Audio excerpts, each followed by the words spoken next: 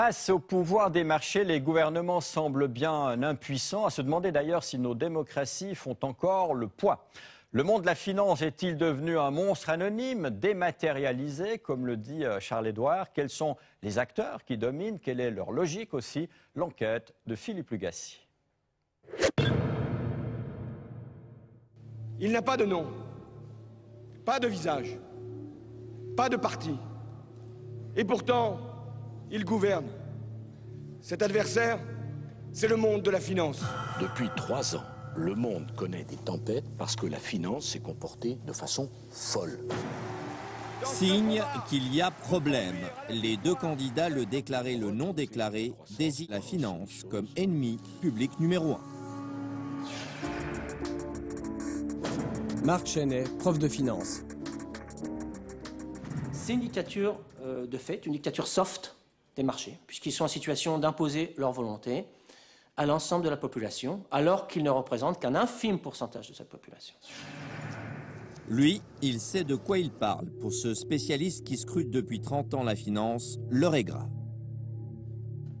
Les marchés décident, la sphère financière est extrêmement complexe, et ça permet aux marchés, aux banques d'affaires en l'occurrence et aux hedge funds, de dire « laissez-nous gérer », laissez la démocratie aux spécialistes. L'exemple le plus parlant, ce fut le cas de la Grèce, lorsque Papandréou a voulu laisser parler le peuple en proposant un référendum. En 48 heures, il était viré de son poste par les marchés.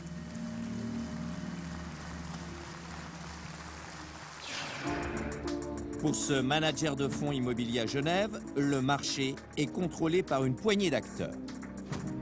Dominique Morizot, investisseur. On a vraiment une dizaine d'acteurs et aux États-Unis c'est encore plus concentré avec seulement 3 acteurs comme Bank of America Merrill Lynch, Goldman Sachs, JP Morgan. Ces acteurs sont vraiment des players importants, mais à côté de ces acteurs vous avez aussi des hedge funds qui sont moins connus et c'est les gens qui font la pluie et le beau temps. Parmi ces ténors, nous retrouvons également la Deutsche Bank, Bridgewater, Paulson & Co, Man Group et le fonds de George Soros. Ces sociétés ont pris une telle ampleur qu'aujourd'hui, des États, comme la Grèce par exemple, négocient avec ces boîtes privées non régulées que sont les hedge funds. Les hedge funds sont devenus un acteur sur la négociation de la dette grecque parce que les banques qui détenaient cette dette grecque comme BNP ou Deutsche Bank, ont vendu cette dette à des hedge funds américains. Et maintenant, les gouvernements européens vont devoir négocier avec des hedge funds en phase 2. Mais au fond, quelle est la capacité de nuisance d'une banque d'investissement ou d'un hedge fund? Prenons l'exemple de John Paulson. En 2006, ce trader a spéculé sur la chute du marché immobilier américain. Par son action, il a participé à l'expropriation de dizaines de milliers de foyers américains et a engrangé un pactole inimaginable.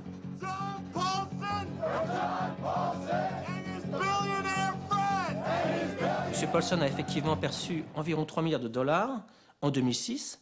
C'est injustifiable tout simplement. Cela correspond à environ 76 000 fois le salaire moyen aux États-Unis. Là, on dérape complètement. C'est injustifiable. Et c'est une maladie. Pourquoi? Parce que l'objectif du capitalisme est de consommer. On ne peut pas consommer environ 3 milliards de dollars par an, c'est impossible. C'est une boulimie en quelque sorte. Le marché est en train de déraper et de faillir à sa vocation première. Je dirais aujourd'hui, vous allez rechercher du rendement.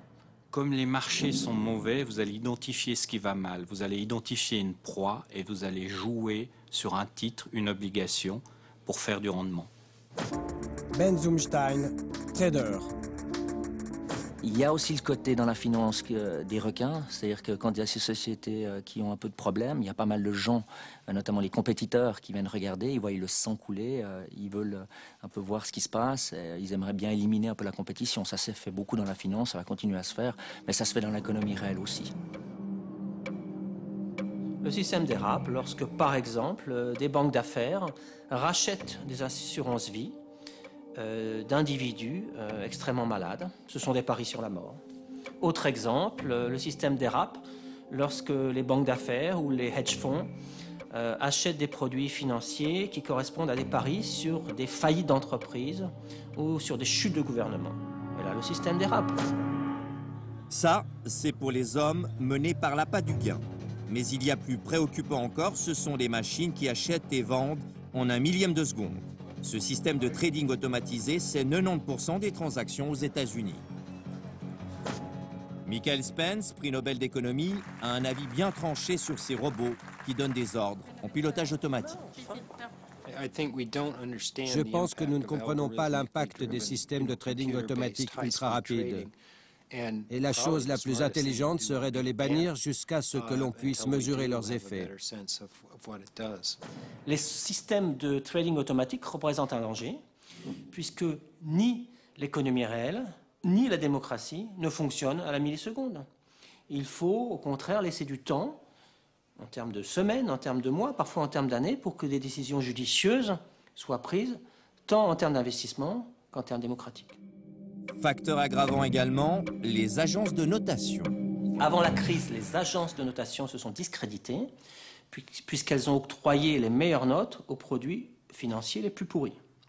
Actuellement, elles font de l'excès de zèle, puisqu'elles font décroître les notes de pays et d'entreprises, et elles en rajoutent en quelque sorte.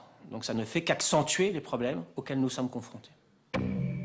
Enfin, pour notre prix Nobel, ce monstre que l'on a créé n'est plus maîtrisable et nul ne le contrôle plus. Les marchés nous échappent.